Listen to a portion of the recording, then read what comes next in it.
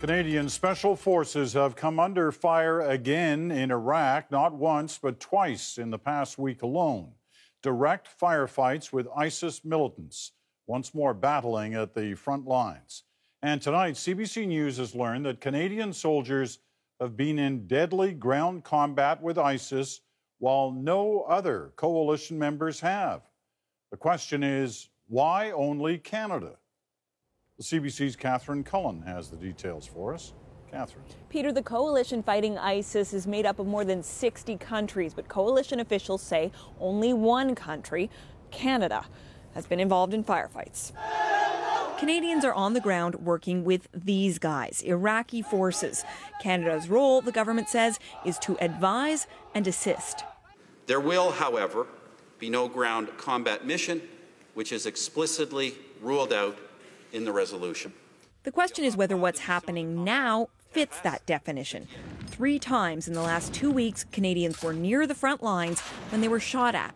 They were able to return fire, effectively neutralizing the threat, and again, they were acting in self-defense. Officials say it's part of the job description in a mission that's evolving.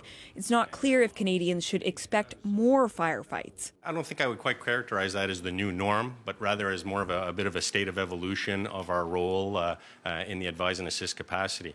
Evolution, he says, means going from teaching Iraqi forces how to stand their ground to now helping them with battlefield tactics.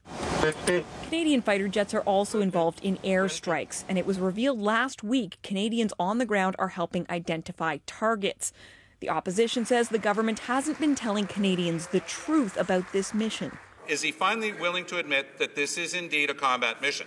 The defense minister wouldn't say whether it was combat or not, just that it was okay by him. The Prime Minister says that if you shoot against Canadian armed forces, they will shoot back, Mr. Speaker, and I'm very proud of the work that they're doing. The Liberals held the government's own words against them.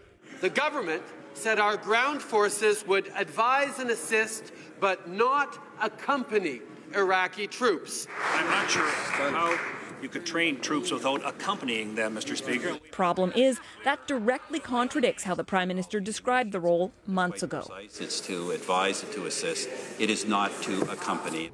The government said today that everything the Canadian forces are doing is consistent with the advise and assist role.